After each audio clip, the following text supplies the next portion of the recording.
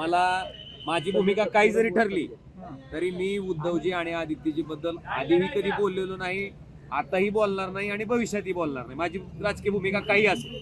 ज्यावेळेस सेना फुटली मग त्यावेळेस पण निकालासाठी मला जातात हो तुमचा खाली दुर्दैवानं शेवटी कोर्टाच्या निर्णयाचा प्रत्येकाला सन्मान राखणं संविधानामध्ये गरजेचं आहे. पण निश्चितपणे ह्या निर्णयाच्या विरोधात माननीय उच्च न्यायालयात दाद मागते. टायगर ऑपरेशन तुमच्यावर आरोप होतो, टायगर ऑपरेशनचा आरोप होतो तुमच्यावर. ऑपरेशन टायगर तुम्ही त्याच्या उद्धव ठाकरे अरे थांबा एक लक्षात घ्या, मी उद्धवजी बद्दल आणि आदित्य साहेबाबद्दल काही बोललेलो नाही. तुम्हीच काय नेमकं त्या ठिकाणी एक लक्षात घ्या, मला माझी भूमिका काही जरी ठरली तरी मी उद्धवजी आणि आदित्यजी बद्दल आधीही कधी बोललेलो नाही, आताही बोलणार नाही आणि भविष्यातही बोलणार नाही. माझी राजकीय भूमिका काही असेल. म्हणून मला आपल्याला इतकंच सांगायचंय की हा ती मी ठरवेन माझ्या लोकांबरोबर चर्चा करून.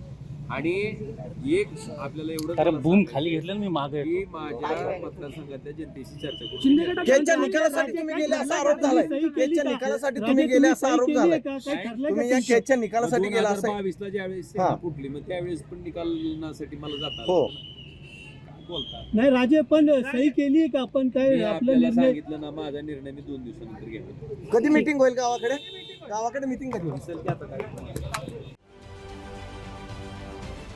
महाराष्ट्रातील सर्व बातम्यांचे विश्वासार्ह व्यासपीठ, सकाळच्या सर्व सोशल मीडिया प्लॅटफॉर्मला लाईक, फॉलो आणि सबस्क्राईब करा.